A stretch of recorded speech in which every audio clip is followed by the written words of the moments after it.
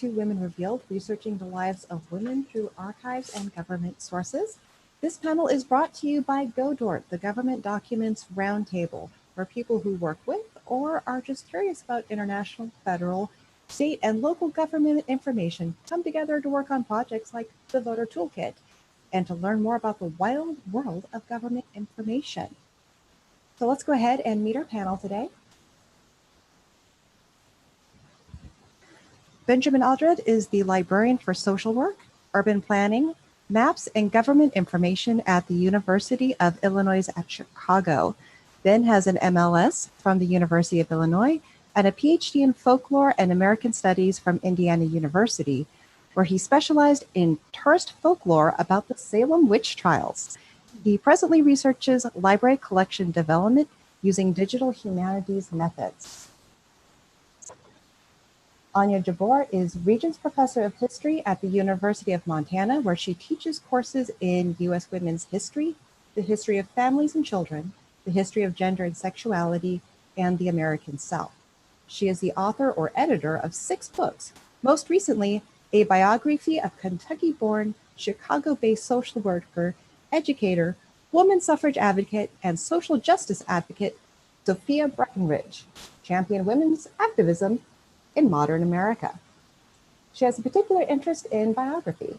She regularly teaches research and writing seminar entitled Writing Women's Lives, and for the past 3 years, she has been the state coordinator of an online biographical dictionary of suffrage advocates. Janet Olson has been assistant university archivist at Northwestern University since 1998.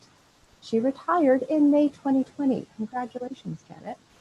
Her final project at Northwestern was the creation of an exhibit on the same terms with accompanying catalog to mark the 150th anniversary of coeducation at the university. She has been the part-time archivist for the Francis Willard House Museum and the Women's Christian Temperance Union Archives in Evanston since 2007. She is a certified archivist and has held leadership roles in local, regional, and national professional organizations. She has a master's in history from Loyola University in Chicago. Her research focuses on 19th century social reform, and she has presented papers at history and archives professional conferences over the years. So as the panel goes through, please go ahead and ask questions. I will be monitoring for those. And if we don't have time to get to your questions, we do have a library guide that goes with this panel, and we will be able to answer some questions there as well. So our first question is, how do anniversaries such as the 100th anniversary of suffrage affect your audience and research? And what have you noticed about inquiries leading up to these events? Janet, would you like to start us off? Sure. I have a lot to say on this. Since I've recently been involved in women-centered anniversaries in 2 different repositories. First, at the Willard Archives, the focus for the past 2 years has been the centennial of women's suffrage. And second, as we heard, my last project at Northwestern before retiring was an exhibit commemorating the 150th anniversary of coeducation at Northwestern. These projects brought in an influx of work for each archives, digging up hard to find biographical information on a wide range of women spanning nearly 200 years. At the Willard Archives, I helped scholars, historical societies, and museums across the country find out more about specific women's involvement in these overlapping suffrage and temperance movements. Many of the women were fairly obscure, and it was very fulfilling to bring their activism and accomplishments to light while also giving more credibility to the WCTU's reputation for empowering women leaders. For Northwestern's coeducation commemoration, inquiries came from across the university as each department or school sought to identify significant women, alumni, faculty, and administrators. Very often the inquiry was related to the search for firsts.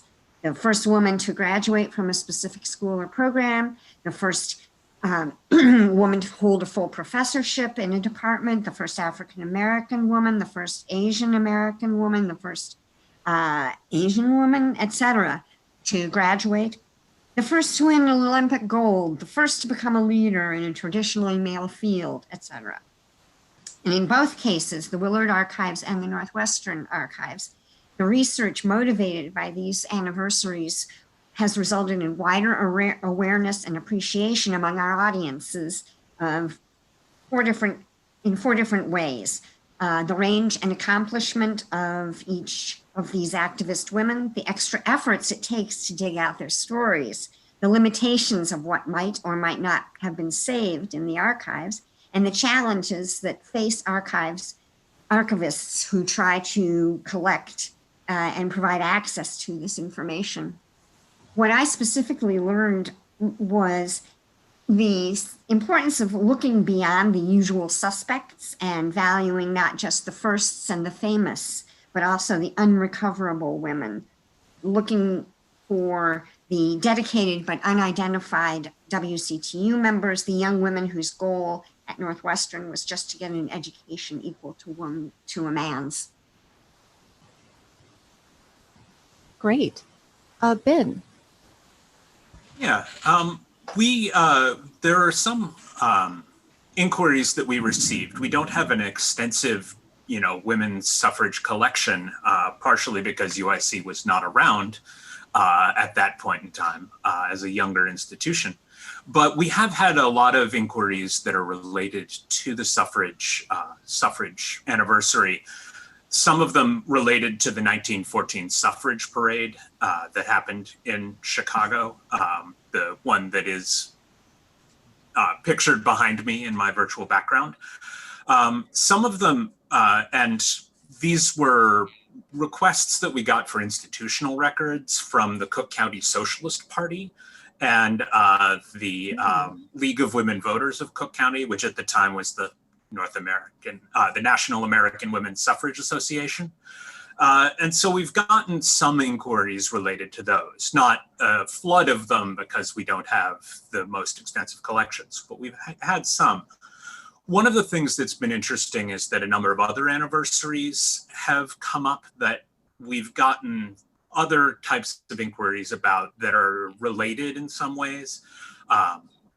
We've had some inquiries back before our current system of tracking things related to the Illinois Suffrage Act of 1913, which was its own kind of anniversary, being the first state east of the Mississippi to grant women's suffrage, and a few inquiries related to the Chicago Charter vote of 1907, which was an interesting anniversary in that the defeat of a proposed Chicago charter, partially because of the activism of women's suffrage groups, was something that people had some interest in.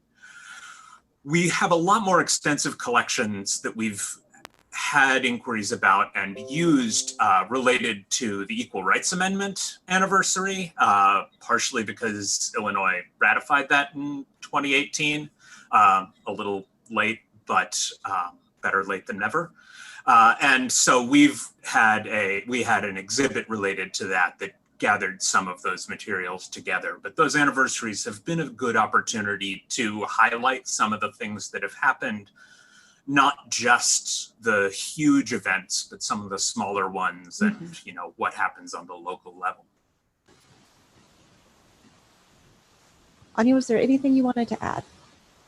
Well, I would just add, Ben, that I used the collection of the Women's City Club of Chicago at your repository because at the time of its founding in 1910, it was a pro-suffrage organization and it played a really important role in promoting the adoption of women's suffrage in Illinois and then also in a massive Get Out the Vote campaign in 1913 and 1914. So, it's not necessarily described as a suffrage collection. I can't actually recall now how the finding aids describe it, but it has a great deal of information about women's suffrage as well as women's reform more generally. Thank you. And just a reminder, go ahead and put your questions in the chat. So this is a little more of a timely question. How do you conduct research during a pandemic? Anya, would you like to start us off? Sure. So this is kind of a funny question in that because I recently published a book, I'm not currently actively engaged in research because I'm doing a lot more of speaking and writing actually related to the suffrage centennial, since Sophia Breckinridge was, among other things, a suffrage activist. But I have some thoughts on how to conduct research during a pandemic based on my research for that book. I researched that book for 10 years and in all kinds of source material, in archival materials, in government documents, in personal records and in organizational records, in periodicals and in newspapers, in oral histories, and in family memoirs. I mean, sort of a broad gamut of sources. And the bulk of that research I did conduct on site in archives, in materials that weren't accessible any other way, like the collection that I mentioned a moment ago at UIC. But I also conducted a lot of that research in ways that could still be done just as well, perhaps even, dare I say, better, during a pandemic. So the single largest collection that I used for my research that took me a full 9 months to go through while I was on sabbatical is a microfilmed collection of papers of Sophia Breckinridge, which are held at the Library of Congress.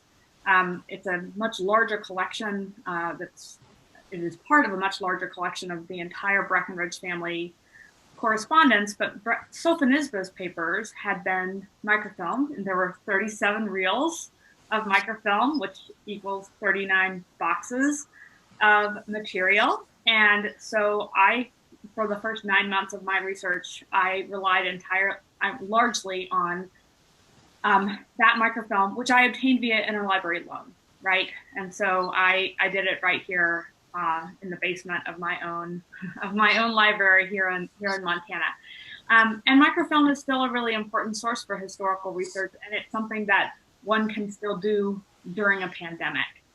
Another opportunity for research, even during a pandemic, that I experienced before said pandemic, is relying on the assistance of archivists and at various repositories. So folks like Ben and Janet. So because I had to go to many, many different locations, Nebraska and Washington, D.C. and Illinois, among others, in order to conduct my on-site research, in order to make it financially feasible, I also conducted some of my research long distance, and I really relied heavily on archivists for that. So for example, because Sophia Breckinridge attended Wellesley College, I worked very closely with two different archivists there actually at Wellesley College, as well as then a research assistant that they helped me find to identify pertinent materials at Wellesley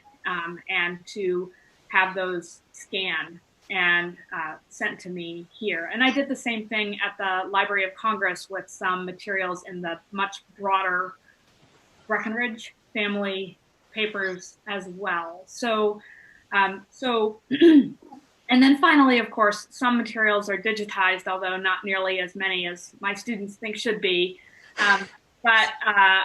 For example, the papers of the League of Women Voters, not the Illinois branch, which Ben has custody of, but the National League of Women Voters, although they're held, actually I can't recall now if they're held at the National Archives at the Library of Congress. I think the Library of Congress, but they also have been digitized. And I used those materials later in my research in that format. So those are all types of research that I did pre-pandemic that would, I think, be really useful now during the pandemic when the opportunities to do on-site research are more restricted.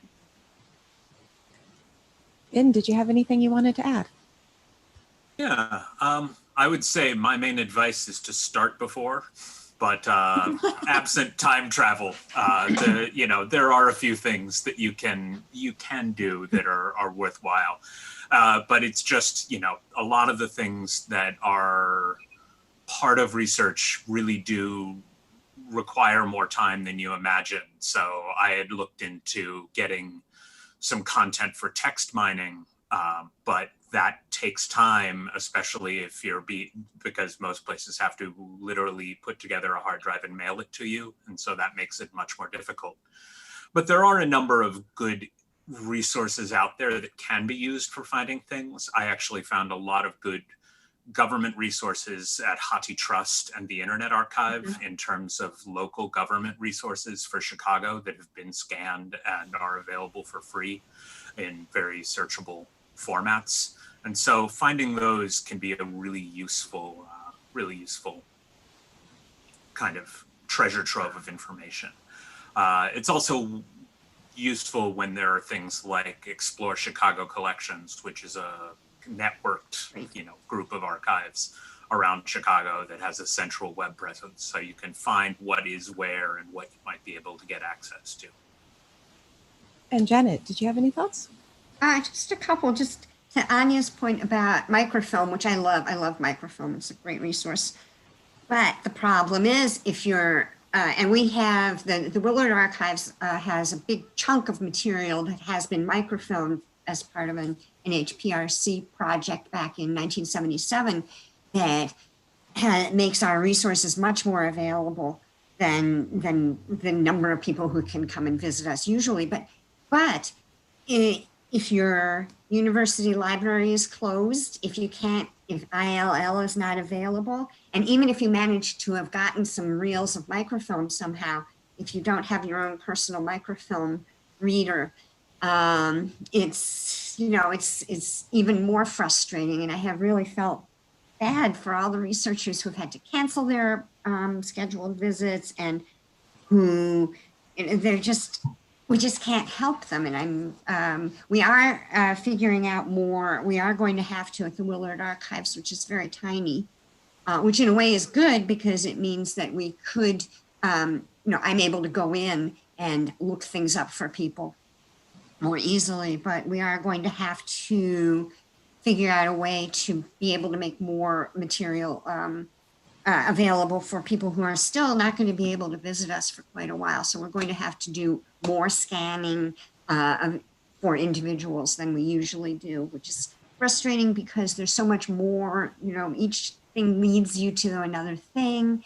And it's just, you lose something. The researcher is not doing the research, which is frustrating for both ends. So what are the challenges when researching women? Janet? Let's see. Well, I'll start, since I'm the first one, I'll mention the name change situation that we all face. Women have more names than men, married, maiden names, and then for married women, they can be Mrs. John Smith, they can be Mrs. Mary Smith, they can be, that's a standard problem we all have. So you have to run through the list of, okay, what was her maiden name? What was her married name? What was her husband's name? What were his initials, etc. But also, here's what I've run into. In an academic institution where women were non-existent or in the minority for the first 50 years, and then were considered co-eds rather than women students for the next 50 plus years, the information readily available about men students, such as athletics and things like that, is much harder to find in the records of women that we have. At the Willard Archives, we are in the unique position of dealing exclusively with women whose work and lives were very respected and could be well documented. But trying to trace a woman's career or her life before or after she became involved in the WCTU does become a challenge. And the standard challenges of decentralized record keeping and spotty collecting apply in both repositories. It's challenging to meet the expectations, to try to meet the expectations of researchers who assume that we in the Willard Archives or in the university archives have one big database with all the information about all the students who ever were, all the WCTU members who ever were, and we have to explain, we just don't have it. So, you know, those are the some of the challenges that we face. Kind of, I think most of us face these similar challenges. Anya? Sure. Well, as you probably gathered from my comments about the Breckenridge biography, my challenge in researching her was actually simply in reading all of the many different types of collections and getting to all the different collections where she had materials, or where her friends or her colleagues, or in some cases her enemies, had materials. So there was an abundance of information. What I have to say about this is more related to my work supervising students who have been researching sort of lesser known suffragists in Montana, as well as in a couple of other Western states as well. And those challenges are that there just is not very much information, that these are not women who played prominent enough roles in the suffrage movement, that their activities have been well recorded really anywhere. And so what my students have done for that project is largely to rely on digitized materials, partly because they're accessible, but partly because there just isn't, I mean, there aren't archival collections for these kind of, you know, also ran suffragists. And so they've relied very heavily on local newspapers, especially those digitized through the Chronicling America project, which is one of my personal favorites. When I was researching Sophronisba Breckenridge, one of the things I loved about Chronicling America is I'd find these small town newspapers that would have a ladies page. And so there'd be, you know, ads for, you know, Lydia Pinkham's pink pills, female complaints, on the same page as a story about Sophronisba Breckenridge demanding equal rights and equal pay. And it was all on the ladies page. So I love Chronicling America. But the great thing about that is that it's small town papers, super useful for these lesser known women. They've also made a lot of use of the materials that have been collected on ancestry, particularly census data, but also some of them have really struck it lucky with yearbooks that are part of the ancestry collection. And then they've also found really a surprising amount of material in Google Books, because so many of these works are no longer in copyright, and so they've been digitized. And these women show up in these, you know, very obscure local histories, but they're there. Now, as Janet said, the trick to this is looking under every possible variant of the woman's name, including misspellings thereof. So working with somebody named Sophronisba Preston Breckenridge, who I have a lot of personal experience with this. Yeah. And her name was misspelled. I kept a list of all the different ways that her name was misspelled. And because I did that, because I'd had that experience before I was supervising these students who were working on suffragists, I was able to, you know, give them very specific advice about how to use lots of different variants of the name that work both correct and incorrect in their searches and these digitized sources, where of course getting the spelling exact is usually very important. So you have to run the search over and over and over again. Okay, so we're running a little bit short of time, so I am just going to move on to the next question and start off with Ben, who can also address challenges a little bit too. Yeah, this definitely ties together a bit. So who's missing from archival and government collections? There's, looking at things, one thing that's definitely missing in a lot of these is local and municipal content. The larger scale things we have, more available archival material, but there are not as many local depositories for government information, and we don't get as much from small organizations where people were very involved. And so that's definitely one element that's missing. It's also, in my experience, harder to use because things like municipal collections are often written with a much smaller audience in mind that is much more familiar with what's going on. So minutes from a city council meeting might just refer to something like Mr. Smith's complaint and expect that exactly what Mr. Smith was complaining about in a given situation. Content related to people of color. One of the things that I have been looking into and trying to find records for are records related to the Alpha Suffrage Club founded by Ida B. Wells Barnett. And there's very little information that's actually archived out there, which is a big loss because this was a major part of the suffrage movement. And Ida B. Wells is one of the great organizers in American history. And we don't get a lot of content. You see something, you can find some in digitized newspapers. There's a nice report from the Defender about different meetings, but you don't get any of the speeches or anything. There's a snippet that I came across in the minutes for a banquet, which was Mrs. Ida Wells Barnett, president of the club, in her usual happy manner, introduced the speakers and incidentally interjected some good, strong, logical advice. I would love to have access to what that good, strong, logical advice was and why it was worth 3 adjectives, to describe. But that's a thing that we don't have access to. It's very much something that is missing from the archival collections. Anya.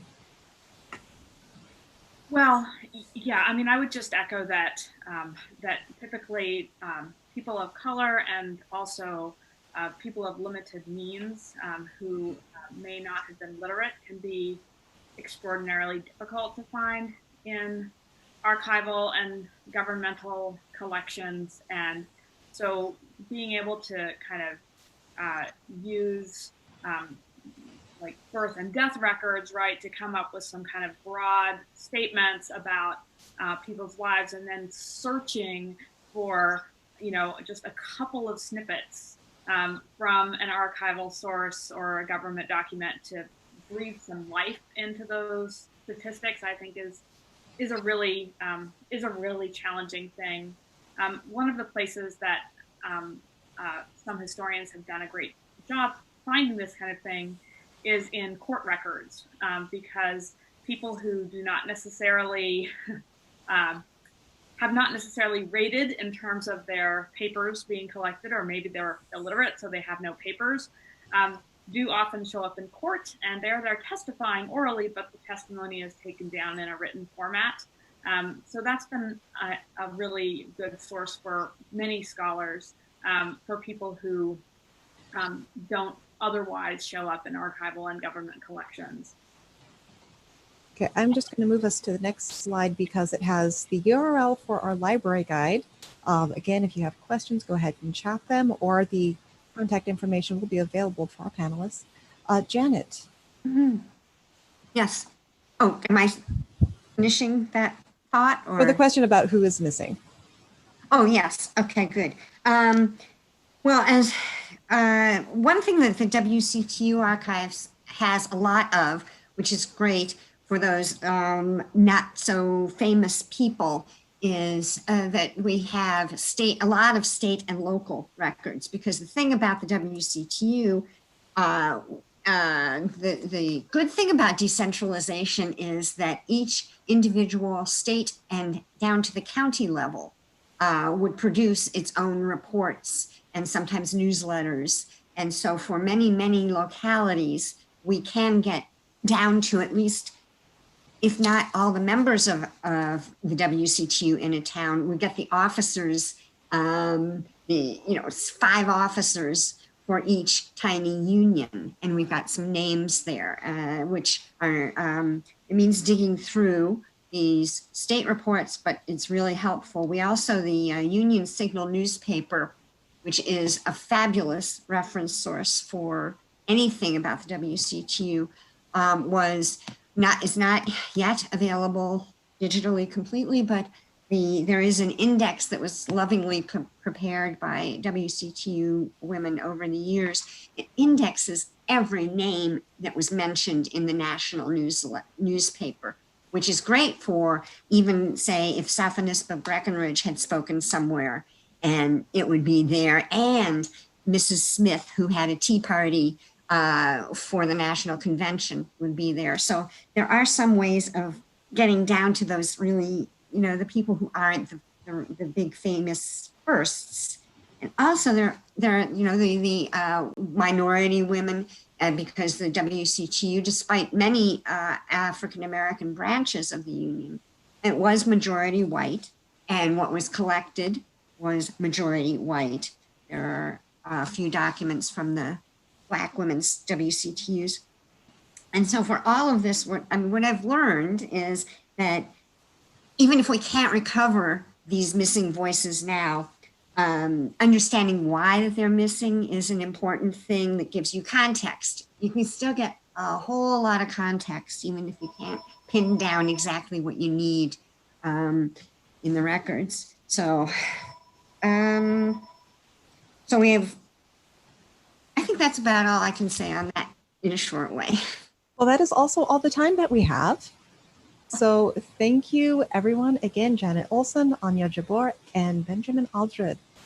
Thank you, everyone. And if you have time, tomorrow there is another GoDort related event. It is Civic Duties, Libraries, and the Disenfranchised at 2:30 Central Time. Thank you, everyone. Thank you.